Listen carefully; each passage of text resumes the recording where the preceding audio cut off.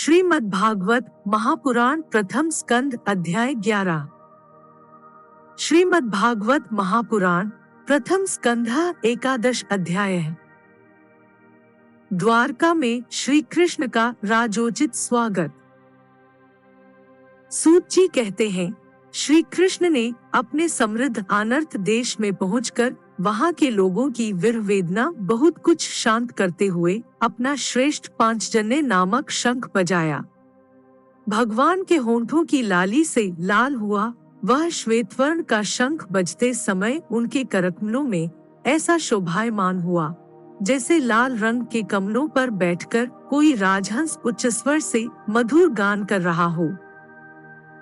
भगवान के शंख की वह ध्वनि संसार के भय को भयभीत करने वाली है। उसे सुनकर सारी प्रजा अपने स्वामी श्री कृष्ण के दर्शन की लालसा से नगर के बाहर निकल आई।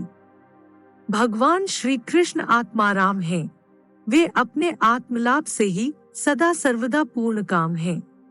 फिर भी जैसे लोग बड़े आदर से भगवान सूर्य को भी दीप दान करते हैं, वैसे ही अनेक प्रकार की भेंटों से प्रजा ने श्री कृष्ण का स्वागत किया।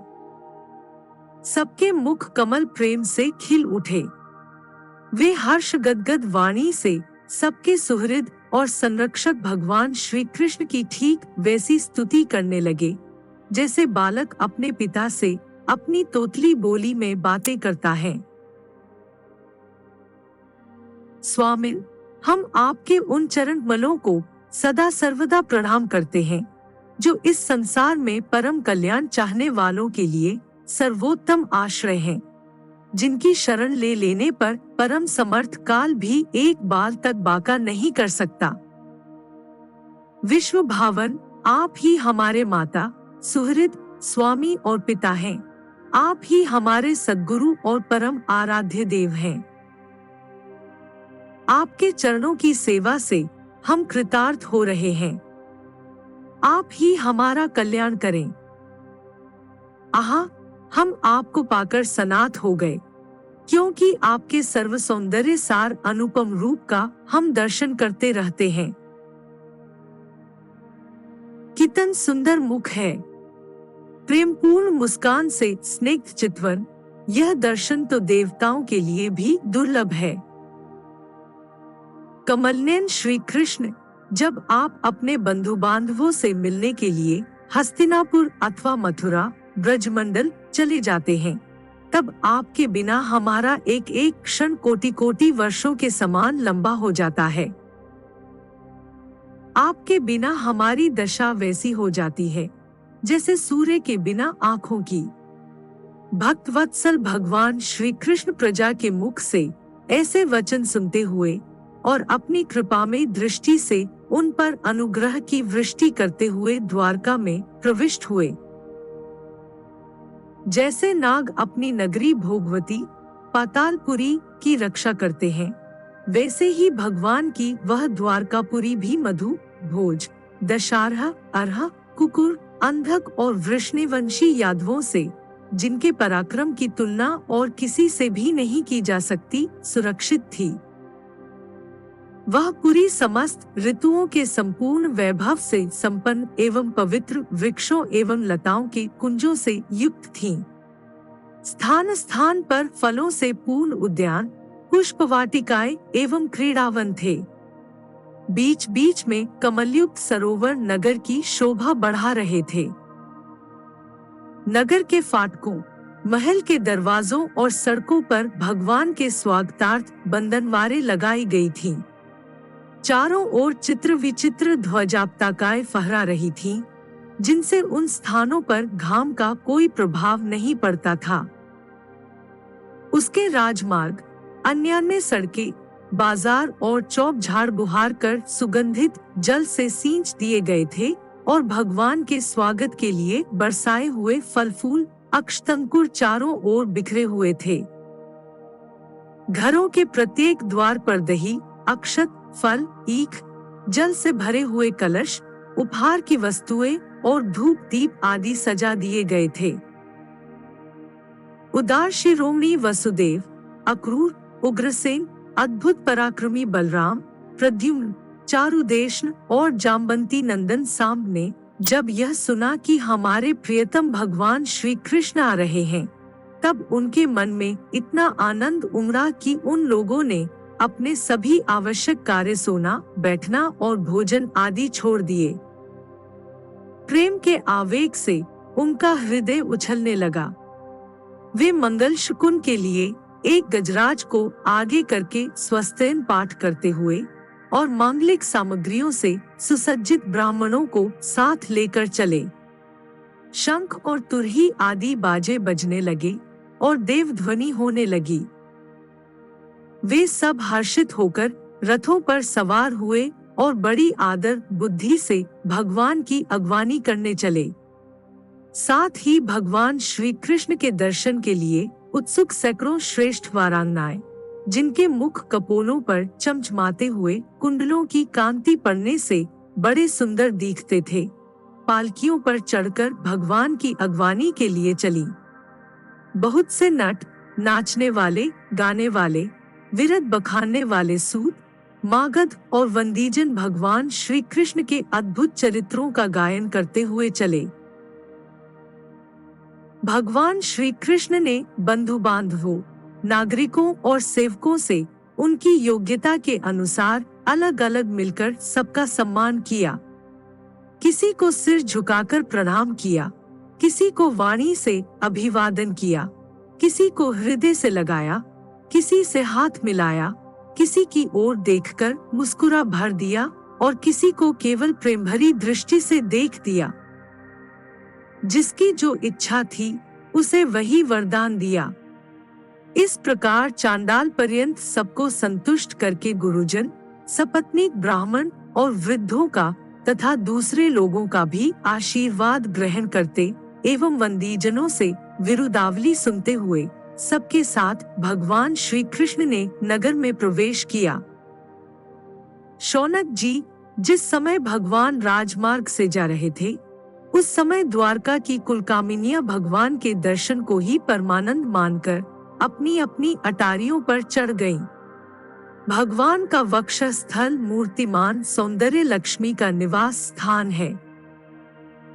उनका मुखाविंद नेत्रों के द्वारा पान करने के लिए सौंदर्य सुधा से भरा हुआ पात्र है। उनकी भुजाएं लोकपालों को भी शक्ति देने वाली हैं। उनके चरणकमल भक्त परमहंसों के आश्रय हैं। उनके अंग शोभा के धाम हैं। भगवान की इस छवि को द्वारकवासी नित्य निरंतर निहारते रहते हैं, फिर भी उनकी आंखें एक क्षण के लिए भी तृप्त नहीं होती। द्वारका के राजपथ पर भगवान श्री कृष्ण के ऊपर श्वेतवर्ण का छत्र तना हुआ था। श्वेत चवर डुलाए जा रहे थे। चारों ओर से पुष्पों की वर्षा हो रही थी। वे पीतांबर और वनमाला धारण किए हुए थे। इस समय वे ऐसे शोभायमान हुए मानो श्याम मेघ एक ही साथ सूर्य, चंद्रमा, इंद्रधनुष और बिजली से शोभायमान हो। भगवान सबसे पहले अपने माता पिता के महल में गए। वहां उन्होंने बड़े आनंद से देवकी आदि सातों माताओं को चरणों पर सिर रखकर प्रणाम किया और माताओं ने उन्हें अपने हृदय से लगाकर गोद में बैठा लिया। स्नेह के कारण उनके स्तनों से दूध की धारा बहने लगी। उनका हृदय हर्ष से विह्वल हो गया और वे आनंद के आंसुओं से उनका अभिषेक करने लगी। माताओं से आज्ञा लेकर वे अपने समस्त भोग सामग्रियों से संपन्न सर्वश्रेष्ठ भवन में गए। उसमें 16,000 पत्नियों के अलग अलग महल थे। अपने प्राणनाथ भगवान श्री कृष्ण को बहुत दिन बाहर रहने के बाद घर आया देखकर रानियों के हृदय में बड़ा आनंद हुआ। उन्हें अपने निकट देखकर वे एकाएक ध्यान छोड़कर उठ खड़ी हुई। उन्होंने केवल आसन को ही नहीं बल्कि उन नियमों को भी त्याग दिया जिन्हें उन्होंने पति के प्रवासी होने पर ग्रहण किया था। उस समय उनके मुख और नेत्रों में लज्जा छा गई। भगवान के प्रति उनका भाव बड़ा ही गंभीर था। उन्होंने पहले मन ही मन, फिर नेत्रों के द्वारा और तत्पश्चात पुत्रों के बहाने शरीर से उनका आलिंगन किया। शौनक जी, उस समय उनके नेत्रों में जो प्रेम के आंसू छलक आए थे, उन्हें संकोचवश उन्होंने बहुत रोका। फिर भी विवशता के कारण वे ढलक ही गए। यद्यपि भगवान श्री कृष्ण एकांत में सर्वदा ही उनके पास रहते थे, तथापि उनके चरणकमल उन्हें पद पद पर नए नए जान पड़ते। भला स्वभाव से ही चंचल लक्ष्मी, जिन्हें एक क्षण के लिए भी कभी नहीं छोड़ती, उनकी सनिधि से किस स्त्री की तृप्ति हो सकती है। जैस वायु बासों के संघर्ष से दावानल पैदा करके उन्हें जला देता है, वैसे ही पृथ्वी के भारभूत और शक्तिशाली राजाओं में परस्पर फूट डालकर बिना शस्त्र ग्रहण किए ही भगवान श्री कृष्ण ने उन्हें कई अक्षौहिणी सेना सहित एक दूसरे से मरवा डाला और उसके बाद आप भी उपराम हो गए। साक्षात परमेश्वर ही अपनी लीला से इस मनुष्य लोक में अवतीर्ण हुए थे और सहस्रों रमणी रत्नों में रहकर उन्होंने साधारण मनुष्य की तरह क्रीड़ा की। जिनकी निर्मल और मधुर हंसी उनके हृदय के उन्मुक्त भावों को सूचित करने वाली थी, जिनकी लजीली चितवन की चोट से बेसुध होकर विश्व विजयी कामदेव ने भी अपने धनुष का परित्याग कर दिया था, वे कमनीय कामिनियां अपने कामविलासों से जिनके मन में तनिक भी क्षोभ नहीं पैदा कर सकी, उन असंग भगवान श्री कृष्ण को संसार के लोग अपने ही समान कर्म करते देखकर आसक्त मनुष्य समझते हैं। यह उनकी मूर्खता है।